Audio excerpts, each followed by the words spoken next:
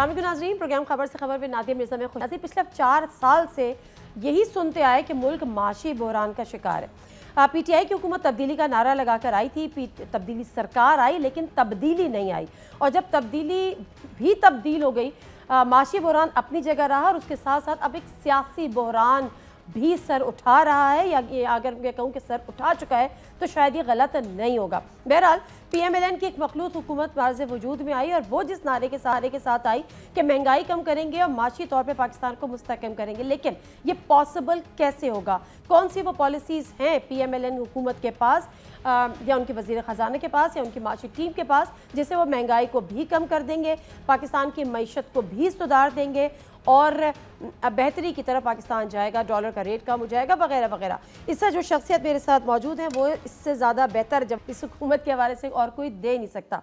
साबिक़ वज़ीर ख़जाना सेनेटर इसहाक़ डार साहब हमारे साथ मौजूद हैं। अस्सलाम वालेकुम डार साहब।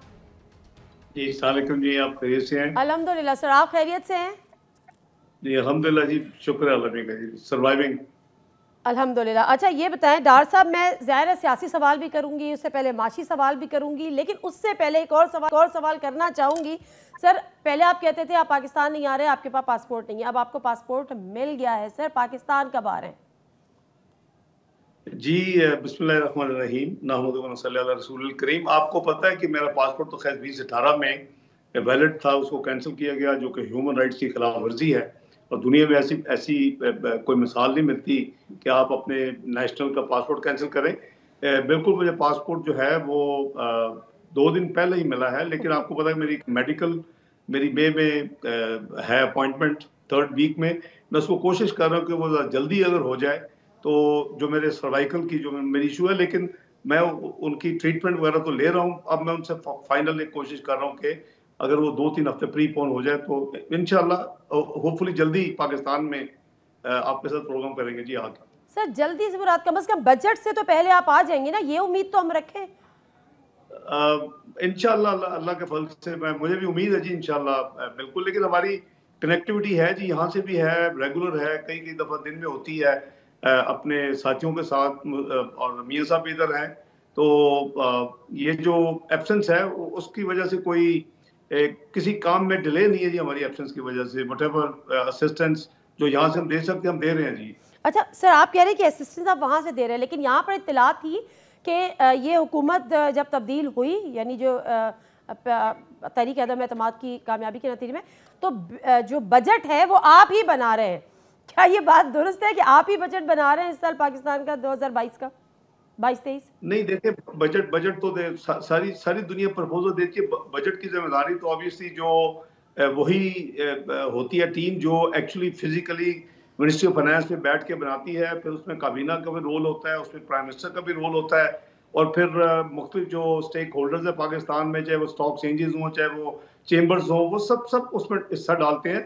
और हम भी अपना हिस्सा, बिल्कुल मैं अपना हिस्सा of and on, even Imran Niazi साहब की हुकूमत के दरमियान भी मैं आर्टिकल भी लिखता रहा हूँ, मैं इंटरव्यूज भी देता रहा हूँ। तो इंशाल्लाह अपनी जितनी पार्टिसिपेशन यहाँ से जरूरी है वो हम कर रहे थे, करेंगे, और इंशाल्लाह होती रहेगी जी। ठीक है, बिल्कुल सर। अच्छा डार साहब, जिस तरह से मैंने शुरू में कहा कि जब पीटीआई की गवर्नमेंट आई थी वो एहतसाब के नारे के साथ आई थी और वो उसमें नाकाम रही, ये बात भी अपनी जगह एक हकीकत है।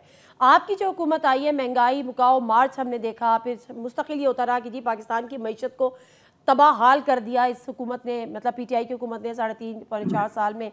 आप लोग आएंगे, महंगाई का खात्मा होगा, डॉलर वापस आएगा अपने रेट पे, उसका जो उड़ान थी वो कम होगी, महंगाई का खात्मा होगा, माशी तौर पे मुस्तहकम होंगी, पेट्रोलियम प्राइसेस कम होगी, बिजली के नर्ख कम होंगे। क्या आप इन वादों पे, इन दावों पे अभी भी कायम हैं? ये कम होंगे सर? देखिए बीबी, आपको होलिस्टिकली सारी चीज को देखना पड़ेगा। एक तो लकीली हम कोई न्यू कमर नहीं थे, जैसे पीटीआई थी, और जो उनके वादे थे वो भी आपके सामने हैं। पाकिस्तान की तारीख में जो बेहतरीन हुकूमत किसी को मैक्रो इकोनॉमिक इंडिकेटर्स के हवाले से मिली है वो पीटीआई की हुकूमत है, और जो हमने छोड़ी थी। लोएस्ट इन्फ्लेशन थी, जो कि मेन आवाम की प्रॉब्लम है, महंगाई, खाने पीने की अशिया की 2% और जनरल महंगाई 4%। आपके इंटरेस्ट रेट जो थे वो लोएस्ट थे, वो 6.25% थे, जो कि अभी तकरीबन डबल पे 12.25% है, 13.25 में रहे हैं ये कोविड से पहले। आपकी स्टॉक मार्केट पाकिस्तान जो है वो पूरे एशिया में बेस्ट परफॉर्मर थी और दुनिया में 5वें नंबर पे थी। आपकी जो ग्रोथ रेट था वो 6.1% पे जो लेटेस्ट नंबर है, ये खुद ही हुकूमत 5.8 में नहीं मानती थी और 5.5 पे इन्होंने 3.5 साल गुजारने के बाद अब ये कन्फेस किया कि वो जो जीडीपी ग्रोथ थी 6.1 थी। अब ये है हमारी एक बैकग्राउंड, और जाहिर है कि कोई स्विच ऑन ऑफ तो नहीं होता कि आप आते ही हमने आए, हमारी उस वक्त macro economic unstable country declare हो चुकी थी, किसी को नहीं पता था इलेक्शन किसने जीतना है 2013 में, और ये एक प्रेडिक्शन थी कि जो भी पॉलिटिकल पार्टी इलेक्शन जीत के आएगी वो 6 से 7 महीने में वो डिफॉल्ट डिक्लेयर करेगी। रीजन भी कि कोई नया पॉलिसी लोन पाकिस्तान को किसी बैनुल अक़वामी इदारे से नहीं मिल रहा था, प्रोजेक्ट लोन जो ऑन गोइंग थे वो जरूर आ रहे थे, तो बड़ा आसान होता है कैलकुलेट करना कि जी आपकी लाइबिलिटीज कितनी है और आपको अगर नए पैसे नहीं मिलेंगे तो कहाँ खड़े हैं। हमने उस सारी चीज को, चैलेंज को, बहुत बड़ा जब इलेक्शन हम जीत गए, हमने ओथ ले लिया, हमने फिर जाहिर है कि एक हेड ऑन उस चैलेंज को एक्सेप्ट किया, और हमने कोई चीखो पुकार नहीं की। हमने ये नहीं कहा कि हम IMF नहीं जाएंगे, अगर जाएंगे तो खुदकुशी कर लेंगे, एटसेट्रा एटसेट्रा। तो हमने आपको परफॉर्म करके दिया, और जैसे मैंने कहा कि हाँ टाइम होना चाहिए, और इंशाअल्लाह सबसे पहले आप अपनी डायरेक्शन को चेंज करेंगे। इन्होंने एक मैक्रो इकोनॉमिक अनस्टेबिलिटी क्रिएट कर दी है 3.5-4 साल में, विच इज एनफ टाइम। हमने आपको 3 साल में, हम जून 2013 में आए थे, हमने आपको सितंबर 2016 तक वहां लेके चले गए जहां दुनिया का प्राइस वाटर हाउस कूपर्स ने पाकिस्तान की प्रोजेक्शन कर दी कि पाकिस्तान 18वीं मईशत दुनिया में बनने जा रहा है, और ये 2030 में ज्वाइन करेगा G20 प्रीमियर क्लब जो है दुनिया की। तो एक तरफ वहां पे एटमी कुव्वत थे, एक तो माशी कुव्वत बनने जा रहे थे, और हमने देखा कि जो अब तबाही हो चुकी है, डॉन का ड्रामा, पनामा का ड्रामा, पॉलिटिकल इंस्टेबिलिटी, तब्दीली के लिए नई हुकूमत, एटसेट्रा एटसेट्रा। आज हम कहाँ खड़े हैं? Exactly. है कि आपकी बातें बिल्कुल दुरुस्त हैं, आपकी बातें बिल्कुल दुरुस्त हैं या दुरुस्त होंगी, but the question is still there. जरा I'm losing your voice sir, erratic. अगर आप जरा थोड़ा आहिस्ता, क्योंकि कुछ लाइन में खराबी है। अच्छा। मैं सिर्फ ये कहता कि now we are projected to be 54th economy। अब आप सवाल करें, मैं उसका जवाब देता हूँ। ओके सर सवाल मेरा वही है, क्योंकि आप जब आए हुकूमत में, या ये पूरे 3.5 साल जो आप लोगों ने अपोजिशन की, एक पॉइंट उस पे एजेंडा पे की कि महंगाई का खात्मा होना चाहिए, अवाम रुल गए, अवाम बेरोजगार हो गए, अवाम तबाहाल हो गए। तो सर ये मैं पूछना चाह रही हूँ कि अवाम को रिलीफ कब मिलेगा? अगर आप आके ये बताएंगे कि आपके जी sorry sir allow me to complete sir, allow me to complete, I am sorry sir, allow me to complete. अगर आप आके ये बताएंगे कि पिछले 3.5-4 साल में चूंकि PTI हुकूमत ने तबाही और बर्बादी फैलाई थी, तो इसलिए अब आपको टाइम लगेगा, तो सिर्फ आप में और PTI की हुकूमत में तो कोई फर्क नहीं रहेगा। वो भी अपने 3.5-4 साल में यही कहते रहे कि वो तबाही आपने गंद फैलाया था जो वो समेटते रहे। नहीं, एक झूठ है, एक सच है। आप आई डोंट नो कि आप कैसे झूठ और सच को कंपेयर करेंगे। You have to be neutral. आप देखें कि क्या उनको मिला क्या था, अपने लेके कहां गए। आप हमारा देख लें, हमें मिला क्या था, इंडिकेटर्स हम कहां लेके गए थे। तो बात यह है कि ये बात करने की नहीं है, तो एक फैक्चुअल आपकी हकीकत आपके सामने है। लेकिन मेरा ख्याल ये डिबेट जो है हम जो कर रहे हैं, असल में तो हमारा ऑब्जेक्टिव यही है कि हम इस महंगाई को रोकें। सबसे पहले इसमें बंद बांधे जो हर महीने और हर क्वार्टर नई कीमतें बढ़ती जाती हैं। आज भी डबल डिजिट इन्फ्लेशन है, ये 13% जो इन्फ्लेशन है ये किलर है। और आपकी जो फूड इन्फ्लेशन है वो देहातों में इस हुकूमत के दौरान 24% पे जा चुकी है, और शहरों में 19%, और हम तो 2% पे छोड़ी थी। तो बात ये जी कि बट ये नहीं है कि आते ही आपने कोई स्विच ऑन और ऑफ करेगा तो हो जाएगा। हमें अपनी पॉलिसीज को हम इम्प्लीमेंट कर रहे हैं, वी आर इन प्रोसेस। हमें इसको वापस ट्रैक पे लेके आना, इस इकोनॉमी को, हमें रुपए को मुस्तकम करना है, हमने इस इंटरेस्ट रेट्स को इम्प्रूव करना है। तो आपको टाइम तो देना पड़ेगा ना जी। ऐसा तो कोई किसी के पास मैजिक वांड नहीं है कि आप जूं ही आए तो आप उसको घुमाएं तो आप एकदम से हो जाएगा। हम कर रहे हैं, हम वी आर वेरी कॉन्शियस। आपने देखा कि जो रिलीफ प्राइम मिनिस्टर शहबाज शरीफ दे सकते थे, अपना टारगेटेड सब्सिडी आपने देखा आटे पे और घी पे, और इस तरह जो दूसरी जो एशिया थी वो हम दे रहे हैं। लेकिन इतनी जो बदतरीन जो स्टेट ऑफ इकोनॉमी थी, जाहिर है कि उसको अब हैंडल कर रहे हैं। हमें थोड़ा सा टाइम तो देना, अभी तो मैटर ऑफ डेज। बिल्कुल सर, लेकिन कितना टाइम ये आप बताएंगे। अच्छा मैं सर एक ब्रेक ले लेती हूँ। जब मैं ब्रेक से आपके साथ हूँ तो असल में जो एक बहुत बड़ा एक क्राइसिस ही कह लें कि जो पेट्रोलियम की प्राइजेस इस वक्त मौजूद है, क्योंकि ऑलरेडी 1 लीटर पे, if I am not wrong, 70 रुपये सब्सिडी गवर्नमेंट दे रही है। अब ये हुकूमत के लिए एक बहुत बड़ा चैलेंज है, अगर इसको वो सस्टेन करती है, इसी को कैरी ऑन करती है, तो एक बहुत बड़े लॉस में जाती है। और अगर पेट्रोलियम प्राइसेस को बढ़ाती है जिस तरह से इंटरनेशनल मार्केट में बढ़ा हुआ हो रहा है, तो फिर आवाम का एक गम और गुस्सा, जाहिर सी बात है आवाम आपसे सवाल करेगी, इसको किस तरह से मैनेज करेंगे, मेंटेन करेंगे। Let me take a short break, वापस आते हैं डार साहब से जानते हैं। एक दफ़ा फिर आपको खुशामदीद कहते हैं। और मसला यही है कि इसहाक डार साहब, पेट्रोलियम मसनूआत की कीमतों में को मेंटेन करना या ना बढ़ाना, हकीकत ये है कि PMLN की सख्त सियासी मजबूरी बन चुकी है, लेकिन इस मजबूरी की कॉस्ट पाकिस्तान की इकॉनमी को पे करनी पड़ रही है। ओगरा की समरी जब आप मुस्तरद करते हैं तो अब तक 70 रुपये पर लीटर सब्सिडी, सर इसको मेंटेन कैसे करेंगे? शायद खाकाना बासी साहब कहते हैं बहुत बड़ा लॉस है। मैं अर्ज करता हूँ, देखिए एक तो क्वांटम देख लेते हैं जी कि अप्रैल की सब्सिडी का जो अमाउंट है वो करीबन 80 अरब रुपए है, मई में करीबन 100 अरब होगा और जून में भी 100 अरब होगा। अब इमरान नियाजी साहब जाते जाते बूबी ट्रैप लगा गए और उनको पता था मैं तो जा रहा हूँ, उन्होंने 10 रुपए एक प्रोडक्ट की, अपने पेट्रोलियम प्रोडक्ट्स की पर लीटर कम कर दी, 5 रुपए बिजली का यूनिट कम कर दिया। आपको भी पता, मुझे भी पता। ना उन्होंने एक ऐसा नेगेटिव पॉलिटिकल मूव की कि जो ऑब्वियसली पॉजिटिव नहीं गिनी जा सकती, क्योंकि जैसे आपने कहा कि ये सब्सिडी जो है इसका मतलब है कि आपका बजट डेफिसिट बढ़ेगा तो आपको फिर उधार लेना ज्यादा पड़ेगा। अब वेयर डू वी स्टैंड? जैसे आपने कहा कि अगर पेट्रोल पे 29 रुपए है और डीजल पे 70 रुपए है तो ये सब्सिडी कैसे बर्दाश्त होगी?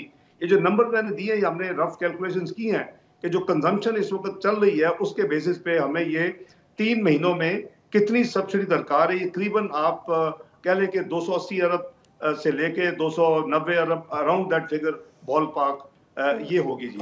अच्छा, अब सवाल ये है कि क्या ये अवाम ने डॉलर की कीमत 185 रुपए पे जाने दी थी इमरान नियाज़ी हुकूमत में? क्या वो वजह नहीं है? अगर वो 160 का होता तो शायद आपको आज सब्सिडी की जरूरत ना होती। तो ये जो मिसमैनेजमेंट है गवर्नमेंट की पिछली की, जो इनकॉम्पिटेंस है, वो हमें अब we should have a heart and we should think कि क्या अवाम की जितनी उनके ऊपर बोझ पड़ चुके हैं, एक हुकूमत जो जा चुकी है उसकी गलत पॉलिसीज की वजह से, उसकी इनकॉम्पिटेंस की वजह से, उस हुकूमत में जो माफियाज थे, शुगर माफिया, आटा माफिया, अद्वियात माफिया, क्या ये आने वाली हुकूमत, ये हमारे लिए बहुत मुश्किल फेज में हम गुजरे आजकल, चंद दिन हो गए कि जी इतने बड़ी अवाम के ऊपर जो तबाही है वो तो खुद तो उन्होंने अपने हाथ पे डाली, वो तो जाहिर है कि जो भी हुकूमत है वो जिम्मेदार है। अब वो जिम्मेदारी के साथ साथ वो जो स्टेट ऑफ अफेयर छोड़ गए हैं, अब गुजारिश ये है कि हमें अवाम का भी देखना पड़ेगा। ठीक है कि हम रेवेन्यू ओरिएंटेड हैं, हो सकता है कि इसका एक हल ये निकल सकता है, लाउड थिंकिंग है, मेरी पर्सनल राय है, इसको आप ये ना समझे कि ये PMLN की तरफ से है। मैं अपने सवाबदीद पे ये एक सजेस्ट कर रहा हूँ कि ये बोझ जो है अवाम के ऊपर एक नहीं डाल सकते आप। नंबर 2, ये बोझ जो है ये फेडरेशन और प्रोविंसेस, जाहिर है कि इस्लामाबाद में सारा कंजम्पशन नहीं होती पूरी पेट्रोलियम प्रोडक्ट्स की, तो आप इसको शेयर कर लें, फॉर हेवन सेक आप उसको शेयर कर लें एक पीरियड के लिए, लेट से कि 30 जून तक शेयर कर लें और आप अपने अखराजात दूसरे को कम कर लें।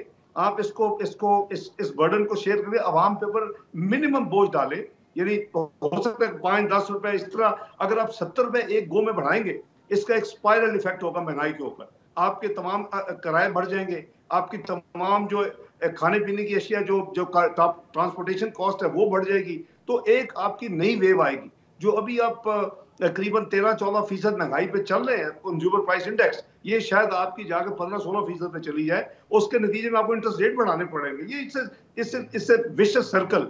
तो हम ऑब्वियसली सारे अपने मुस्लिम लीग नून जो है वो दूसरी जमातों के साथ प्राइम मिनिस्टर शहबाज शरीफ साहब मशवरा करेंगे, हमारी आपस में भी कंसल्टेशन हो रही है कि हम नहीं चाहते कि अवाम के ऊपर कोई ज्यादा बोझ इन हालात में डाला जाए, जो मेन जिसकी वजह है कि पिछली हुकूमत की नकम्मापन था और जो वो जिस स्टेट में इकोनॉमी छोड़ के गए। तो हमारी एक तरफ अवाम के साथ हमदर्दियां हैं, हमारी पूरी कोशिश है कि हम इसका हल ऐसे निकालें कि अपने अखराजात को कम करें, इस बोझ को हम पूरे का पूरा अवाम पे ना डालें और इसको हम अपने जो अलाइज हैं जिस गवर्नमेंट का हिस्सा है उनसे भी बातचीत कुछ हमने शुरू किया, कुछ करेंगे और हम इसका हल निकालने की कोशिश करेंगे। होपफुली इंशाल्लाह जो बेस्ट होगा जी करेंगे। तो सर इसका फार्मूला क्या होगा? आप ये कह रहे हैं कि सिंध की हद तक तो समझ में आता है, पंजाब में भी समझ में आता है, आपकी अपनी हुकूमत है, सिंध में जिनकी हुकूमत है वो आपके एलाइज हैं, लेकिन खैबर पख्तूनख्वा में पीटीआई की हुकूमत है, बलूचिस्तान में भी ठीक है आप अपने सेटलमेंट कर सकेंगे, लेकिन इसका फार्मूला क्या होगा? एनएफसी अवार्ड में डिडक्शन होगा या सूबे अपने अखराजात कम करके वफाक को पे करेंगे? मैं अर्ज करता हूँ, देखिए इसका बड़ा सिंपल फार्मूला है। बात यह है कि हमने ट्रैक्टर स्कीम पाकिस्तान में फेडरल गवर्नमेंट ने दी, जो हमारी हुकूमत 20, 13, 18 में, वो अपना हम भी उसमें पैसे डाल लेते, सूबे भी डाल लेते, और जो अल्टीमेट फार्मर था उसकी मदद हो रही थी। हमने खाद भी इसी पार्टिसिपेटिव फार्मूले के तहत हम अपनी हुकूमत में हमने किया। हमने पाकिस्तान की तारीख का सबसे बड़ा जो एग्रीकल्चर पैकेज है वो हमारी हुकूमत में मियां नवाज शरीफ साहब की हालत में हमने 351 बिलियन का दिया, जो आज तक लोग याद करते हैं। तो इसका फार्मूला ये होगा कि देखिए, जैसे मैंने अर्ज किया कि ये सारा जो पेट्रोलियम प्रोडक्ट्स हैं वो पूरे पाकिस्तान में इस्तेमाल होती हैं। उसका इजीएस्ट फार्मूला ये हो सकता है कि जिस एनएफसी अवार्ड की रेशो में आमदनी जो पाकिस्तान की होती है, जो सूबे और वफाक शेयर करता है, जो रफली अपना 42.5 फेडरल गवर्नमेंट है, 57.5 सूबे हैं, ये एक्चुअली अदर वे राउंड हुआ था 2010 से ऑनवर्ड्स। तो हम उस रेशो में अगर ये बोझ उठा लें तो हम अवाम को इस बोझ से बचा सकते हैं। अब आ जाती है आपकी बात के केपीके में, अगर कोई सूबा नहीं डालने के लिए तैयार होगा तो फिर उस सूबे में जो इन चीजों की कीमतें जो वो अपना वफाक अपना हिस्सा डाल देगा, उतने हद तक जो सूबा नहीं देगा और अपने अवाम सूबे की अवाम पे जुल्म करना चाहेगा, तो फिर उस हद तक उनकी अगर पार्टिसिपेट नहीं करेंगे, मैं लाउड थिंकिंग कर रहा हूँ, तो फिर वहां उतनी कीमत आपको बढ़ानी पड़ेगी। ये नहीं हो सकता कि ये सारे का सारा बोझ फेडरल गवर्नमेंट उठा ले और ये पूरे पाकिस्तान में इसके बेनिफिशियरी होंगे पाकिस्तानी अवाम होने चाहिए, क्योंकि ये एक्स्ट्रा ऑर्डिनरी वक्त है।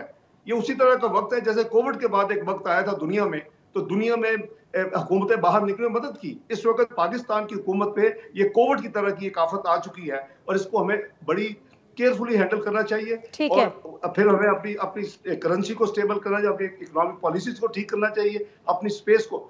एक सिंपल आप एग्जांपल ले लें कि आपके मुल्क का जो डेट सर्विसिंग इंटरेस्ट जो आप देते थे सालाना, वो हमने जब छोड़ा था 1550 अरब के करीब सालाना था, आज वो 3200 अरब पे पहुंच चुका है। Total mismanagement. और आज जो 6.25% पॉलिसी रेट था, आज जो 12.25% पे है, अच्छा, 13.5 तक। जी ठीक है सर, करेंसी स्टेबल कैसे करेंगे? जिस तरह से खुद आपने फरमाया कि डॉलर, जाहिर सी बात है वो इतना, मुझे याद है जब 2013 में आपकी हुकूमत आई थी तो डॉलर जब 106 और 108 को टच कर रहा था, शेख रशीद साहब ने कहा था मैं सियासत छोड़ दूंगा, आपने कहा था मैं 100 रुपये पर लेकर आऊँगा, और आप 100 रुपये पर लेकर आए, लेकिन शेख साहब ने सियासत नहीं छोड़ी। लेकिन आज जो डॉलर है वो 186, 187 और 188 इसको टच कर रहा है। आपका टारगेट क्या है? इसको रुपये को स्टेबल करने के लिए, कदर मुस्तहकम करने के लिए आप डॉलर को कितना नीचे लाने के लिए कुछ आपने टारगेट रखा है, कोई गोल रखा है?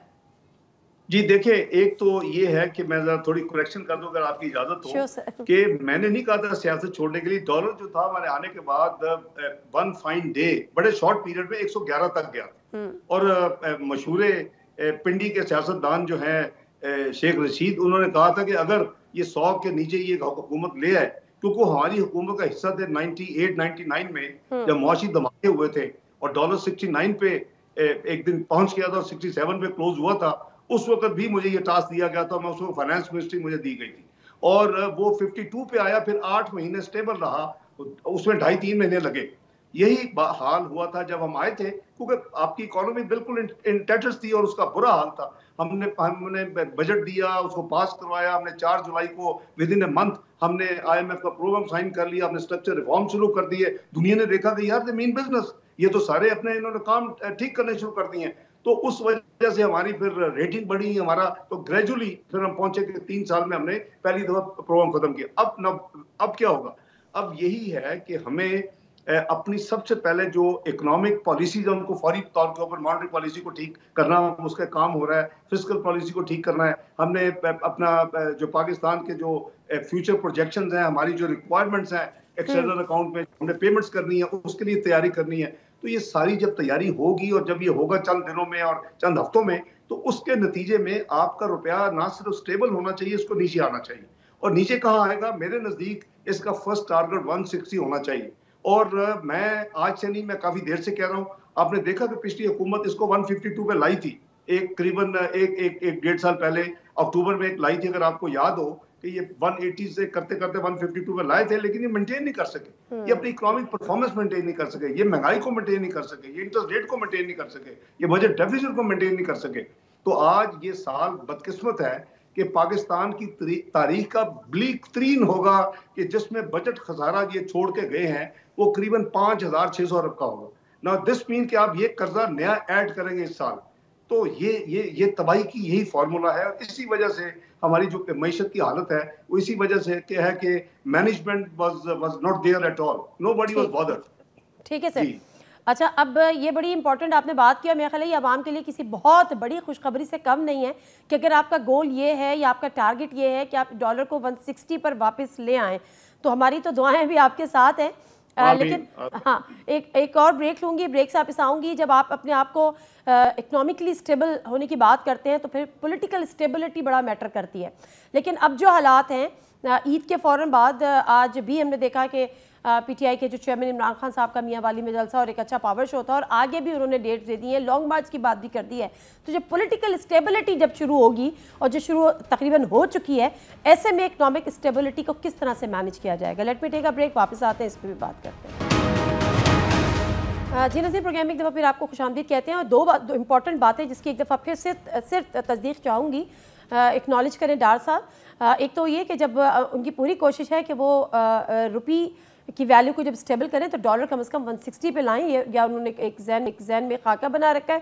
प्लस अगर सूबे अपने NFC अवार्ड के उससे या पेट्रोलियम प्राइसेस का जो लॉस है सब्सिडी की मद में उसको बेयर नहीं करते, या अगर KPK नहीं करता वहाँ पे, चूँकि PTI की हुकूमत है, तो वहाँ पर पेट्रोलियम प्राइसेस की कीमत ज़्यादा होगी, यानी पेट्रोल महंगा होगा। डॉक्टर साहब, ऐसे ही है दोनों चीज़ें? जी बिल्कुल इसी तरह ही है। और मैं समझता हूँ कि सियासत को एक तरफ रख के इस वक्त तमाम सूबाई हुकूमतों को और वफाक को मिलके अवाम के ऊपर ये जो बोझ है ये वो इतना बर्दाश्त नहीं कर सकते कि आप एक गो में उनके ऊपर इतना बड़ा बोझ डाल दें। तो ये बेहतर होगा। और मीनवाइल आप अपने मेयर्स लें जिससे ये जो सब्सिडी का अमाउंट श्रिंक होकर कम हो। और उसका जैसे मैंने आपको अर्ज किया कि अगर आपका रुपया स्टेबल होता है, आपकी अगर करेंसी रीवैल्यू होती है, तो स्टेट में आपकी प्राइस जो है उतनी जो है कम हो जाएगी, सब्सिडी कम हो जाएगी उतनी।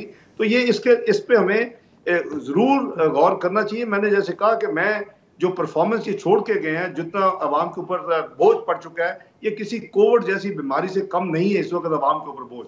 सर, आपने दूसरी दफ़ा कोविड का जिक्र किया, क्या आप कोविड पे कम से कम कोई ऐसा इनको रैंक देंगे, उसको ग्रेड करेंगे कि कम से कम कोविड क्राइसिस से इस हुकूमत ने काफ़ी बेहतर तरीके से निपटा था इकोनॉमी को सेव करते हुए? मेरा नहीं ख्याल। आप दोनों आप डायमेंशन से देख लें नादिया बीबी। एक तो ये है कि आज ही रिपोर्ट हुआ है, इंटरनेशनल रिपोर्टिंग है कि हुकूमत ने जो कोविड की कैजुअलिटीज जो रिपोर्ट की हैं वो 8 गुना एक्चुअल ज्यादा हैं जितनी उन्होंने रिपोर्ट की हैं। कुछ मुल्कों के ऊपर सीरियस क्वेश्चन मार्क उठाए गए हैं और ये बताया गया है कि ये कल ही मैंने पढ़ा है और मैंने बल्कि उसके ऊपर ट्वीट भी आज सुबह की कि जी ये 8 गुना एक्चुअल नंबर जो हुकूमत देती रही, आवाम को झूठ बोलती रही, ये उससे 8 गुना ज्यादा है। नंबर 2 ये कि इनके लिए तो कोविड जो है वो फ्रैंकली ब्लेसिंग इन डिस्गाइज साबित हुआ कि इन्होंने पौने 4 अरब डॉलर जो इस कोविड के दरमियान पाकिस्तान के लोन्स ड्यू थे वो डेफर कर दिए गए और जो पौने 3 बिलियन 2.75 बिलियन डॉलर के कोविड के नाम पे सॉफ्ट लोन मिल गए। तो अगर आप ये जमा करें तो करीबन 6.5 बिलियन डॉलर की इस हुकूमत को एक रिलीफ मिली। अगर ना होती तो फिर ये कहां खड़े होते आज। तो मैं समझता हूं कि जैसे आपने ब्रेक से जाने से पहले पॉलिटिकल इंस्टेबिलिटी की बात की, हम मैंने वो बड़ी इंपॉर्टेंट आपने बात की कि किसी भी मुल्क में दुनिया में अगर पॉलिटिकल इंस्टेबिलिटी होगी तो वहां इकोनॉमिक स्टेबिलिटी आप जो मर्जी कर रहे नहीं हो सकती। आपको कोई इन्वेस्टर वहां आने के लिए तैयार नहीं होगा। आपके बिजनेस लीडर्स देखेंगे कि यार को सेटल हो जाए फिर हम देखेंगे हमने इसमें इन्वेस्ट करना है क्या करना है। आपकी हर मैक्रो इकोनॉमिक इंडिकेटर उससे नेगेटिवली इफेक्ट होता है और हमने देख लिया कि वो मुल्क जो टेक ऑफ कर रहा था 6.1% की तरफ और शायद 7-8 पे जा सकता था। तो हमें सबसे पहले एक जिम्मेदार शहरी और एक जिम्मेदार पॉलिटिकल पार्टी का सबूत देना चाहिए। और उसमें मैं समझता हूं कि मैं इस पे नहीं जाता कि जी पीटीआई और इमरान नियाजी की हुकूमत जो क्रेडिबल इंटरनेशनल मोहर लग चुकी है कि ये आरटीएस बंद करने से ये इलेक्शन जो है वो हाईजैक हुआ था, ये इलेक्शन पार्शली चोरी हुआ था, मैं उसमें भी नहीं जाता। अगर ये परफॉर्म कर देते, फ्रैंकली हम कहते चले एक इलेक्शन चोरी करके हुकूमत आई है तो अवाम की खिदमत कर दी है। हमारी प्रॉब्लम ये है कि वो एक चोरीशुदा मैंडेट के साथ आए हैं। अब वो उनको जब एक आईनी तरीके के साथ निकाला गया है कामयाबी के साथ, अब वो उसके ऊपर प्रोटेस्ट कर रहे हैं। क्या इसकी कोई वजह है प्रोटेस्ट करने की? किस वजह से? आप कहते हैं बाहर किसी ने ये एक का घिसा पिटा एक मजहब का कार्ड यूज होता है जो इमरान नियाजी साहब ने किया, इस्लामोफोबिया, और दूसरा होता है एंटी वेस्ट, वो किया। वो भाई साइफर हम भी देखते रहे, सारी जिंदगी 4 दफा हुकूमत में रहे हैं, तो साइफर दर्जने देखते हैं कि हर हफ्ते आते हैं। और साइफर्स में उस जो बंदा आपका जो नुमाइंदा है उस मुल्क में, एम्बेसडर हो या नंबर 2 हो, वो जो उस मुल्क के जो होस्ट कंट्री है उनके जो यानी उनके जो गवर्नमेंट के ऑफिशियल्स हैं, जो उनके वज़रा हैं, जिनसे उनकी मुलाकात होती है, उसके अपनी वो अपने सारे एक्सप्रेशंस कन्वे करता है एक सीक्रेट डॉक्यूमेंट के जरिए, उसको अपने तमाशा बनाया हुआ है। कभी आप कहते हैं जी कि मैं तो वो अपना आईएसए चीफ को नहीं निकालना चाहता था, मुझे तो जुलाई 21 में पता चल गया था। भाई अगर जुलाई 21 में आपको पता था साजिश है और आप उसको नहीं निकालना चाहते थे, आप ड्रैग कर रहे हैं आर्म फोर्सेस को सियासत में, ये बंद करें। आप ये काम ना करें। आप एक आईनी तरीके से आपको निकाला गया है, आप आईनी अगला इलेक्शन लड़े और अगर आप जीतेंगे तो आपको पता चल जाएगा। डॉक्टर साहब वो भी तो यही कह रहे हैं, वो भी तो यही कह रहे हैं कि आप अगला इलेक्शन कराएं। अगर हम जीत गए तो ठीक है, हम नहीं जीते तो खत्म। और दूसरी बात ये कि जिस साइफर की आपसे बात कर रहे हैं, नहीं नादिया बीबी, ये किसने उनको ये हक दिया कि वो अभी इमीडिएट इलेक्शन डिमांड करें? इलेक्शन चोरी के जरिए है, उनका कोई हक नहीं है। नहीं, हाँ, अगर उनके पास कोई नंबर है और अगर वो मस्टर कर सकते हैं कि हमारी हुकूमत का वोट ऑफ जो कॉन्फिडेंस लिया है वो शेक हो जाए, वो ना हो, तो वो करें। दैट इज आईनी तरीका। ये तो कोई तरीका नहीं कि मैं ना मानूं। अगर मैं हूं तो ठीक है, अगर मैं हुकूमत नहीं हूं तो इसको हुकूमत को गिरा दे, इस महल को आग लगा दे, इस मुल्क को आप तहस नहस कर दे। ये एक सैडिस्ट अप्रोच है, ये एक नाजिस्ट अप्रोच है। ये नहीं चलेगा, ये फासिज्म है। ये जो कल्ट बना रहे हैं ना, ये मुल्क के लिए ठीक नहीं है, नारकी फैला रहे हैं, उनको बंद करना चाहिए ये तमाशा। सर अगर आप ये वाकई चाहते हैं और पीएमएलएन की गवर्नमेंट चाहती है कि ये तमाशा बंद हो, तो उनका ये मुतालबा पूरा कर दें। वो कहते हैं कि जी हम एक आज़ाद जुडिशल कमीशन की डिमांड करते हैं। आप आज़ाद जुडिशल कमीशन एक बना दें, वो इसकी इंक्वायरी करे, ओपन इंक्वायरी करे और फिर हम उसके रिजल्ट मान लेंगे। तो सर आप उनका ये मुतालबा पूरा कर लें। नादिया बीबी, आप एक एक करके अपने इदारों पे यानी नो ट्रस्ट जो है वो डिक्लेयर करें ग्लोबली कि वो यानी क्वेश्चन मार्क लगा रहे हैं कि वो क्रेडिबल नहीं है। आपकी नेशनल सिक्योरिटी कमेटी जिसमें सिविल और अपनी आर्म फोर्सेस की लीडरशिप सारी बैठी होती है, उसमें एक दफा उनके होते हुए ये एग्जामिन हुआ और उसके बाद उन्होंने कहा कि इसमें कोई ऐसी साजिश नहीं है इस साइफर में। उसके बाद दोबारा नए वजीर आजम आए शहबाज शरीफ साहब, दोबारा एग्जामिन हुआ नेशनल सिक्योरिटी कमेटी, चले वो भी खत्म हो गया। अगर वो कमीशन है, हमने कमीशन, मेरी तो इतला ये है कि वो कमीशन पे भी इंटरेस्टेड नहीं है। उनकी प्रॉब्लम ये है कि वो चाहते हैं कि जो उनका एंड रिजल्ट है अगर वो गारंटी हो तो फिर वो कमीशन को भी मान लेंगे, वरना कमीशन को भी मानेंगे। उसकी मिसाल मैं दे देता हूँ। 126 दिन का धरना, 4 अपना हल्के चोरी और 35 puncture. I hope you remember that. मैंने उनके साथ सारी नेगोशिएशन की और फिर हमने उनके साथ एक मुआहदा किया, मुआहदा को पब्लिक किया। आप लोग बैठे होते, मीडिया के सारे लोग उनके सामने साइन किए, मैंने और मेरे साथियों ने, और उधर से अपना जंगीर तरीन साहब ने, शाह महमूद कुरैशी ने, असद उमर ने, इन लोगों ने किए। हमने उस पर अमल दरामद किए। इनकी मर्जी के इन्होंने कहा जी chief justice is the only honest person जो हम चाहेंगे इसमें जरूर हो, जस्टिस नासरुल मुल्क। हमने कहा जी ठीक है, बिस्मिल्लाह। सब कुछ हो गया। जब फाइनल रिपोर्ट आई जिसमें उसने लिखा कि कोई ना 4 हल्के चोरी हुए हैं, ना 35 पंक्चर लगे हैं, जो नॉर्मल छोटी मोटी रेगुलरिटीज होती है वो वेस्टर्न कंट्री में भी होती है, वो जरूर है, तो इन्होंने कहा कि वो तो मेरा सियासी बयान था। आप देखें 126 दिन इस मुल्क को इन्होंने होस्टिंग बनाया, चाइनीज प्रेसिडेंट के विजिट को सैबोटाज किया, 1.5 साल के बाद सीबैक शुरू हुआ और उसके बाद लुक एट द चीक। कोई और मुल्क होता ऐसे बंदे को आप सियासत से वो अदारे जो है वो उसको अंदर ना घुसने देते लीगली और आईनी तौर के ऊपर। तो वो उसी फ्लो में दोबारा आ चुके हैं कि जी एक जलसा, दूसरा जलसा, कल्ट इस्लामोफोबिया और मेरे खिलाफ साजिश हो गई, इंपॉर्टेंट गवर्नमेंट हो गई। भाई कम ऑन स्टॉप है। ये आपका जायदाद नहीं है मुल्क, ये सब 22 करोड़ आवाम के हैं। हम भी उतने हिस्सेदार हैं जैसे आप हैं इस मुल्क के। आपको शर्म आनी चाहिए कि आपने मुल्क को किधर लाके खड़ा कर दिया है। आपको तो आवाम के सामने जाना नहीं चाहिए और आप झूठ बोल के आवाम को मिसलीड कर रहे हैं। सर आपका ये कहना है कि वो झूठ बोल के आवाम को मिसलीड कर रहे हैं, लेकिन बहरहाल इस वक्त दिस इज़ अ रियलिटी कि वो जलसे जुलूस कर रहे हैं और बड़े बड़े जलसे जुलूस कर रहे हैं। अगर वो नैरेटिव सच्चा है झूठा है, लेकिन आवाम उसको बाय कर रहे हैं। अब सवाल ये है कि आप इसको काउंटर कैसे करेंगे? नहीं, मेरी गुजारिश ये है कि काउंटर तो फिर देखिए, हमें भी मजबूरी में अब जलसे करने पड़ रहे हैं, हम भी कर रहे हैं, हमने भी जलसे शुरू किए हैं कि हम भी अपनी पब्लिक स्टैंड शो कर रहे हैं। मियां नवाज शरीफ तो भाई नहीं है, लेकिन हमारी जो लीडरशिप है सेकंड ईयर वो जा रही है, और आप देखें तो वहां भी क्राउड ऐसे ही है। क्या ये क्राउड जो है वो आपको इलेक्शन रिजल्ट देते हैं? आपके आजाद कश्मीर में जो मुस्लिम लीग नून के जलसे अनप्रेसिडेंटेड हैं, जो आपके गिलगित बल्तिस्तान में अनप्रेसिडेंटेड जलसे हैं, उसका रिजल्ट फिर क्या हुआ? तो बात यह है कि अगर हमने मुल्क का आवाम का ये यानी नुकसान ही करना है, तो फिर ये कर रहे हैं हम इनको कौन समझाए? मैं समझता हूँ कि उनका मुनासिब नहीं है। उन्होंने 3.5 साल उन्होंने किया किसी और जो वेस्टर्न वर्ल्ड है, आप जापान को देख लें, अगर हुकूमत परफॉर्म नहीं करती वो तो वैसे ही छोड़ देती है, कहती है कि ठीक है हम छोड़ते हैं, और ये कर लेते फिर अपना जल्दी अपने इलेक्शन डिक्लेयर कर देते। आपने इलेक्शन डिक्लेयर नहीं किया, आपने अपने लोगों को गारंटी किया कि जी मैं आपको ये अदम एतमाद जीत के दिखाऊंगा, ये मेरी दुआ पूरी होगी कि अदम एतमाद हो। ये तो एक अपनी स्टेटमेंट में खड़े 2-4 दिन से ज्यादा खड़े नहीं रहते। He takes you turn on everything. तो मैं समझता हूँ कि एक तरफ कह रहे साजिश बाहर से हुई है जी, अमेरिका ने मुझे निकाला है, दूसरी तरफ आज आप कह रहे हैं जी मैं तो वो जुलाई 2021 में मैंने कहा था कि जी मैं इसलिए ISI चीफ को चाहता था कि वो ना जाए, को मेरे पास साजिश हो रही है जी। सर ना सर ऐसे में ना भूलिएगा कि फवाद चौधरी साहब ने भी एक स्टेटमेंट दिया था, उन्होंने कहा था कि एस्टैब्लिशमेंट से चूंकि हमारे ताल्लुकात खराब हो गए थे, इस वजह से हमारी हुकूमत गई, और अगर ताल्लुकात खराब नहीं होते तो शायद हुकूमत का खात्मा भी नहीं होता। बट मैं ब्रेक लूंगी sir, allow me to take a break.